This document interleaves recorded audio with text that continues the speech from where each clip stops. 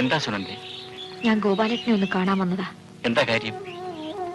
എനിക്കൊരു സ്വന്തം ചേട്ടനുണ്ടെങ്കിൽ പറയുന്നത് പോലെ പ്രധാനപ്പെട്ട ചില കാര്യങ്ങൾ പറയാനാണ് ഞാൻ വന്നത്. പറയൂ. അച്ഛൻ കിടപ്പിലാണ്. ബില്ല് മാറിയിട്ടില്ല. എന്റെ വീട് ആകെ തകർന്നു. ഞാൻ അറിഞ്ഞു. എന്റെ വീടിനെ രക്ഷിക്കാൻ ഇനി ഞാൻ മാത്രമേ ഉള്ളൂ. നിനക്ക് എന്ത് ചെയ്യാൻ കഴിയും അനീതി? എഞ്ചിനീയർ ദാസ് എന്നെ വിവാഹം കഴിക്കാൻ ആഗ്രഹിക്കുന്നു. ഞാൻ സമ്മതിച്ചു.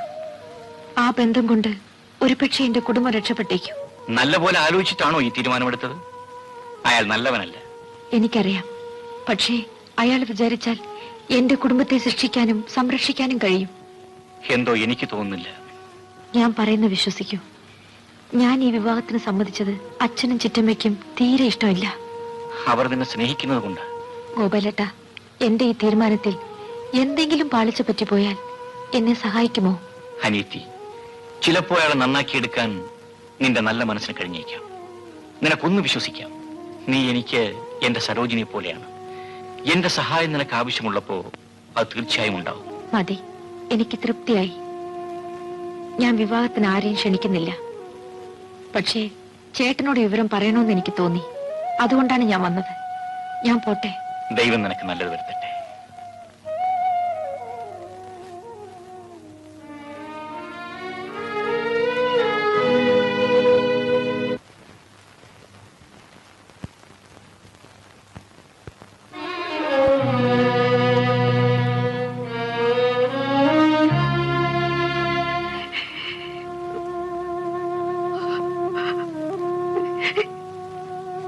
അച്ഛാ,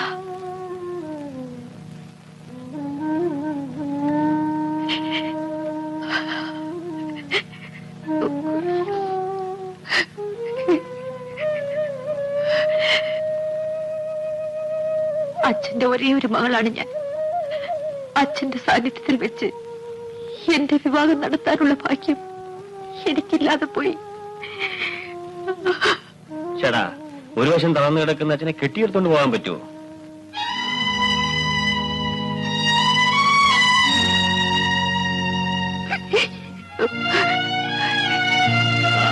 ഞങ്ങൾ അങ്ങോട്ട് പോവുക. 2 ദിവസം കഴിഞ്ഞ് വരാം. പാടി. ഞാൻ പോട്ടേച്ചാ.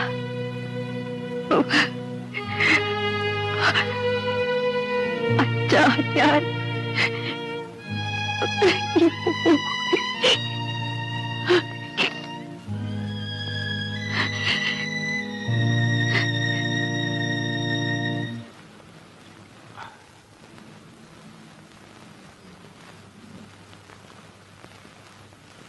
പാല്.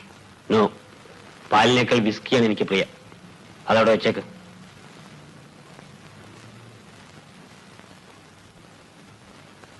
ഇവിടെ ഇരിക്കാൻ.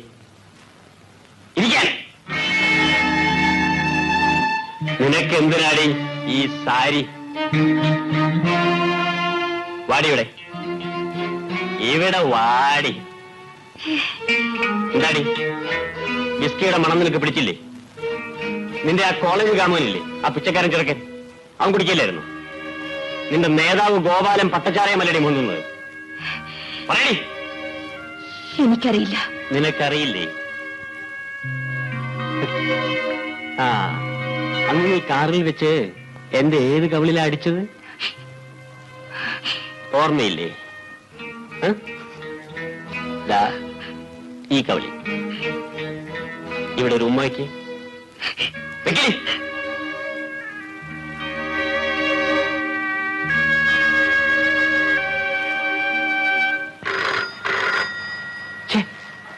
ഇവൻ ആരടാ ഈ സ്വർഗത്തിലെ കട്ടുറുമ്പ്?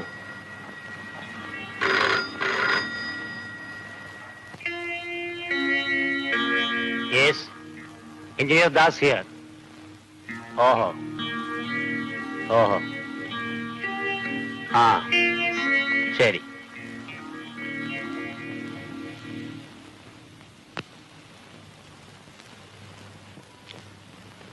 കിടക്ക് കിടക്കേ.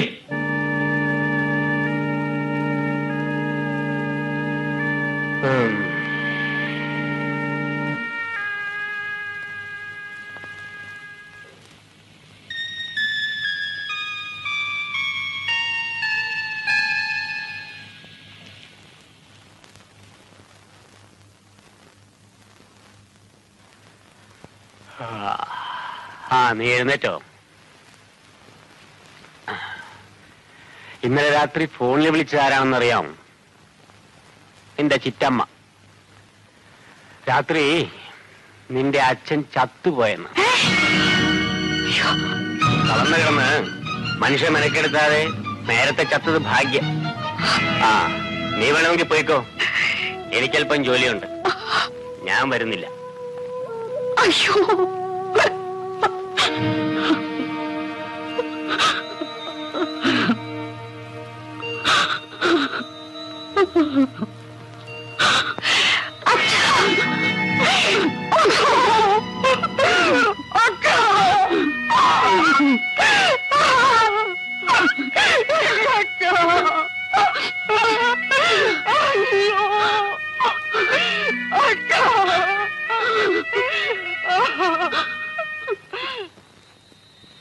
നാണപ്പനോ, നീ എന്താ ഇങ്ങ് പോന്നത്?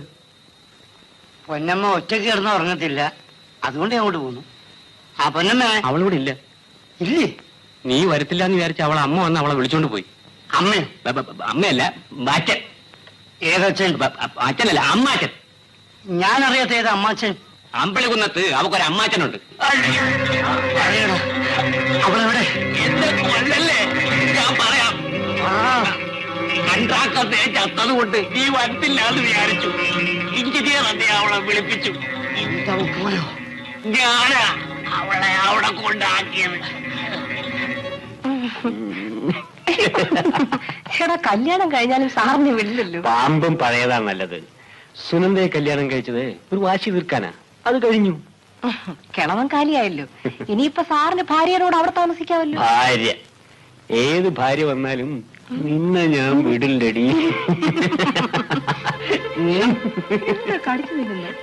2 ദിവസമായിട്ട് നിന്നെ കാണാതെ ഞാൻ കിറുക്ക് പിടിച്ചിരിക്കുകയായിരുന്നു. നാളെപ്പച്ചെണ്ണെങ്ങാനും അറിഞ്ഞാ എന്നെ കൊന്നുകളയും. പിന്നെ ആ പുളുന്താനൊന്നും ഇവിടെ എങ്ങും വരാൻ പോകുന്നില്ലടി. മുതലാളി മരിച്ചുകൊണ്ട് ദുഃഖിച്ചുകൊണ്ടിരിക്കും. ആ, എന്നെ വെളുപ്പിനെ ഉടനെ. പിന്നെന്താ, നീയേ ആ ബ്ലൗസ് കഴിക്കേ. സാറേ, സാറേ, ആരാത്? ഞാനാ കംസൻകുട്ടൻ പിള്ള. സാറിന് തിരുവനന്തപുരത്ത് നിന്ന് ഒരു കമ്പി വന്നിട്ടുണ്ട്. കമ്പിയോ? നീ പോയാ കഥ തുറക്ക്.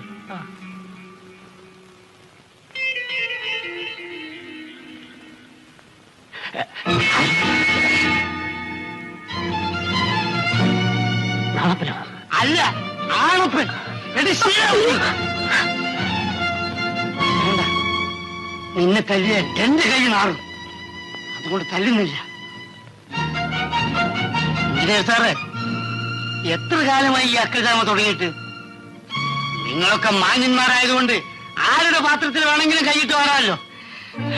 സാർ ഇവളോട് പറഞ്ഞതുപോലെ നാണപ്പൻ പുളുന്താനൊന്നുമല്ല കേട്ടോ.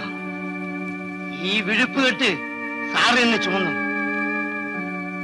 സാറിന്റെ സഹായമില്ലാതെ ഞാൻ ജോലി ചെയ്ത് ജീവിക്കും. ആണുങ്ങളെ പോലെ ഇവിടെ നിങ്ങളുടെ കൺമുമ്പിൽ തന്നെ. ശിലാവതി, ഗുഡ് ബൈ.